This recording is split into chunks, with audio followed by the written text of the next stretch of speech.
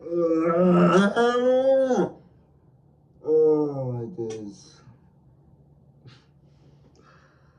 Liverpool, we're back with another video. Oh my goodness. We've lost to PSG again. No surprise there. No. Don't worry. Don't look at the score because it's manipulative. It lies. It's lying. It's lying. We lost 2-0 to PSG here, and I think the biggest takeaway that should be from this situation, from this scenario, is the fact of we should have lost six. We should have lost 6-0. I don't know what Luis Enrique told these guys, but I think what he may have said to them was, be careful on them on transition because maybe they might come back. Maybe not even realizing that he's playing against 25, 26 Liverpool. He might just still have PTSD from when we beat them at the Parc de France, but you know. We beat them last season. We beat them last season just to spend the GDP of the entirety of Africa to sign. Now, I want to make this a very short video, so I'm not going to speak long, but there's just a few things I want to document. First things first, right? Honestly, it has. Thank you for the memories. Goodbye. Goodbye. Please, just get out of my club. Get out of my club. And yesterday, it wasn't necessarily his fault, but the way he set us up against PSG, of all teams, was tactical suicide. It was tactical suicide in the worst way possible.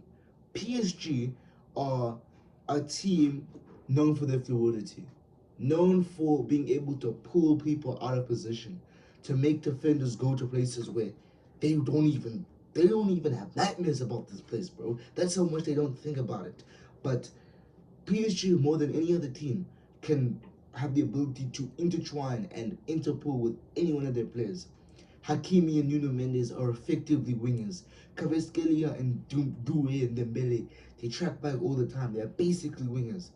They are basically fullbacks. So, hell, there was a chance in the game where Hakimi is there at the back post. He just has to play a pass in behind to Nuno Mendes. He gets it wrong. Nuno Mendes is forced to take a touch inside on his right foot, and then he misses in a sense.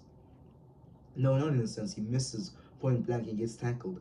But the point I'm trying to make is the fact of the way they are played, the way they constantly play, is the most tactically fluid I've ever seen. It's why they won the Champions League. They were able to bring Inter Milan out of positions, Inter Milan defenders where they would just never want to play. And ultimately, that's what this comes down to. It comes down to the fact of tactically, our managers got it wrong. Our managers got it wrong. And the thing is, it's not the first time. And ultimately, some of these players, ultimately, this is only leading one way. I don't know. I wish we had lost five. Though part of me wishes we lost 5-0 so that we have no excuse but to sack the manager. Because now going back to Anfield, we now having to be the onus one who have to create chances. I know we're finished. We created 0 shots on target this game. 0. No shots on target. Nix, nada, nothing.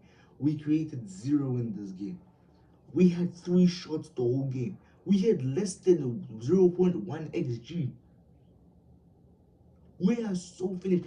And the thing is, the stats, they don't even do justice to how one-sided the game was. It was men against boys. We don't even look like we should be in the same competition as PSG.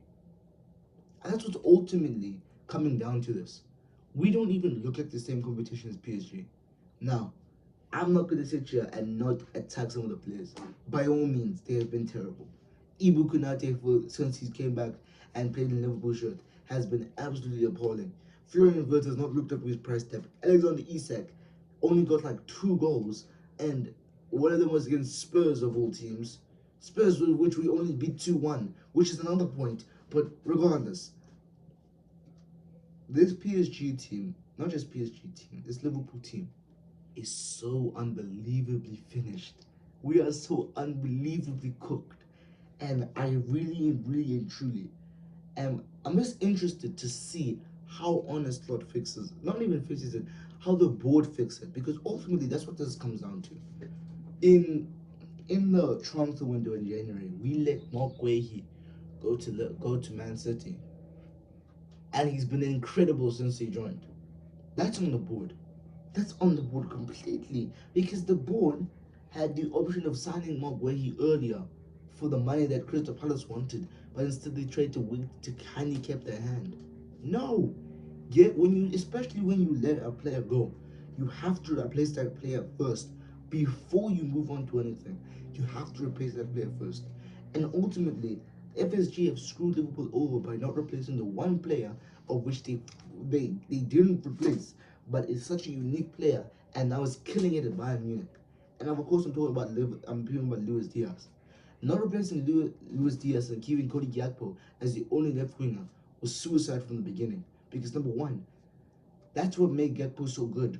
There was an option of it's either Luis Diaz, is it Gakpo? The fluidity between the two, the difference between the two, it makes it to where Gakpo can actually be better because he'll be fresher. The whole reason why this Liverpool team has been so bad and we've looked so terrible is the fact of we don't rotate. Slot does not rotate. He has his favorites, he has his favorite team, he has players that he will never seem to change, and we then sit there and we have to, and then we sit there and we watch our team be so slow, so lethargic, and it's suicide. As a Liverpool fan, I have hated watching football this season from a Liverpool point of view. But we're not gonna change anything. This guy's gonna manage against Fulham. We're probably gonna get a draw there. We're not winning that game. We're gonna get a draw, then we're gonna get the PSG. They're gonna slap us up like 5-0. It's over, man. It's over, man. Oh, it's over. And there's just one thing I want to say before I end the video. I came up with the saying to describe this time that's going to be on Liverpool in 2024 when Jurgen Klopp left. I said, and I will stand by what I said.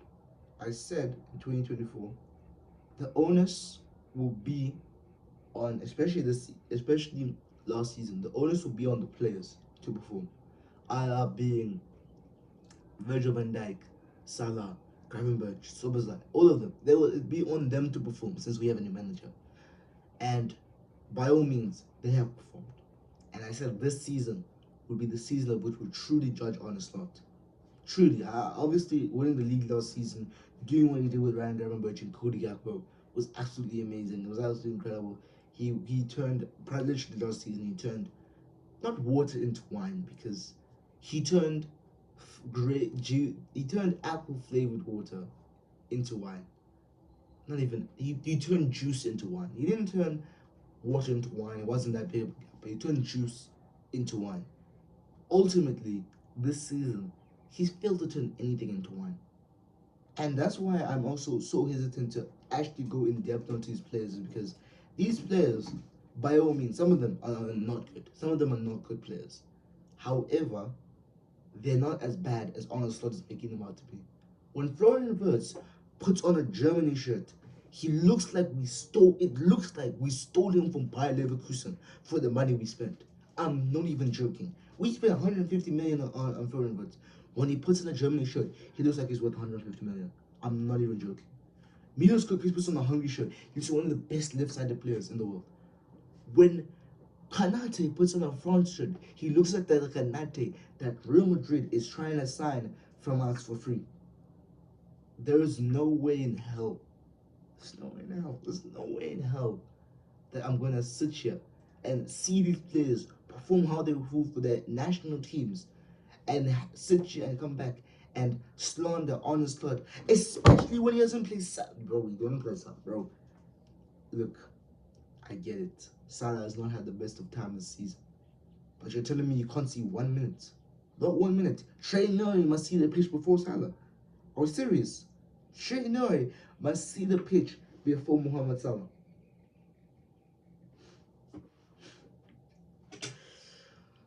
Guys, like, share, subscribe. Get him on my football club. FSG, when is enough? We already know how this tie is going. We don't need to see the second leg. When is enough enough? When is enough enough? When do we have to lose against Fulham? When will enough be enough? Because we're not getting Champions League football. I think that's the point that FSG are not missing. We're not getting Champions League football. We're not. Like, share, subscribe. I'm out of here.